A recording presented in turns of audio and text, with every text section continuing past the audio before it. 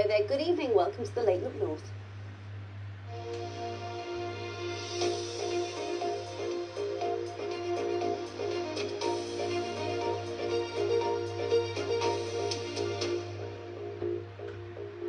Good evening. The father of Sheffield United footballer Maddie Cusack has been giving evidence at the inquest into her death. It's almost 3 years since Maddie died. She was found at her home in Derbyshire. Police said it wasn't suspicious, but her family have complained about how she was treated at Sheffield United. Tom Ingle has been at Chesterfield Coroner's Court and sent this report. Maddie's father, David Cusack, has been at the absolute heart of the inquest into his daughter's death today. In a courtroom filled with advocates, family, friends, other players and of course journalists, he sat for hours in the witness box answering questions. He described Maddie as a young, ambitious, professional footballer, but she had, according to the family, a fractious relationship with manager Jonathan Morgan, whom she'd previously worked with in her days at Leicester City. She transferred to Sheffield United, making more than 100 appearances for the women's team and working full-time in the marketing department. David said by Christmas 2022, she was the happiest she had ever been. Oh my God, is that Maddie Cusack? She was an ambassador for the club. But just 9 months later, she was found dead at the Cusack family home. Jonathan Morgan had started managing the Sheffield United women's team in February 2023. The court has heard Maddie was offered a full-time playing contract, but with so many hours working in the marketing department, she was finding it difficult to reconcile her commitment to both jobs. David Cusack said Maddie lost her bounce, joie de vivre, and central to that was the relationship with Morgan. In an occasionally tetchy exchange of questions, Mr. Morgan, who was representing himself, said to Mr. Cusack, "Maddie was the second player I offered a full-time contract to, and I made her vice-captain. Do you think I acted in Maddie's best interest?" The answer came back, "I don't think you've ever acted in her best interest." This inquest is expected to last well into next week, and later on we'll hear from Jonathan Morgan himself.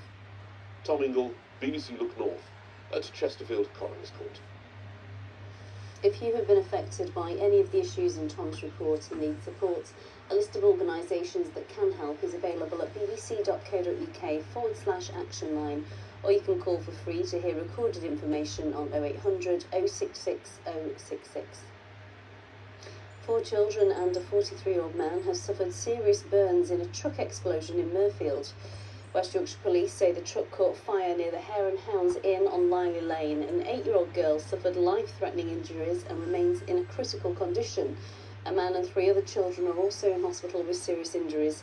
Police say the fire was not started deliberately and is not suspicious.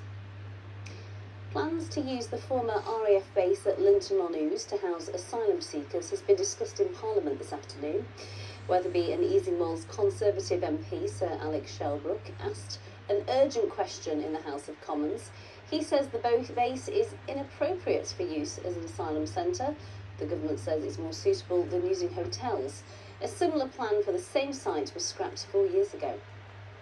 To have 3 times the population put into the local area with no means to secure people within that site so they could roam into the village, which has no amenities, does not have a village shop, would simply overwhelm the area. To be honest, that we are looking seriously at this site. The final decision isn't made yet, but we are, and I think that is a better way to do it. I appreciate there may be differences of views there. Well, you're fully up to date with the news. Let's see what the weather has in store with Paul. Thanks very much. Good evening. Tomorrow looks set to get off to a fine start, but there is a risk of some sharp showers late in the day.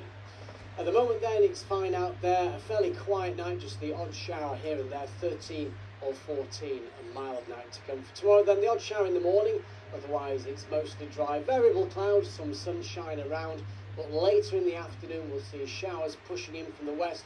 1 or 2 of these could be heavy with the risk of thunder. That's the forecast. Well, that is your lot. Claire Frisbee will be back with you bright and early at 6 o'clock in the morning, but from all of us here on the late team, do sleep well. Good night.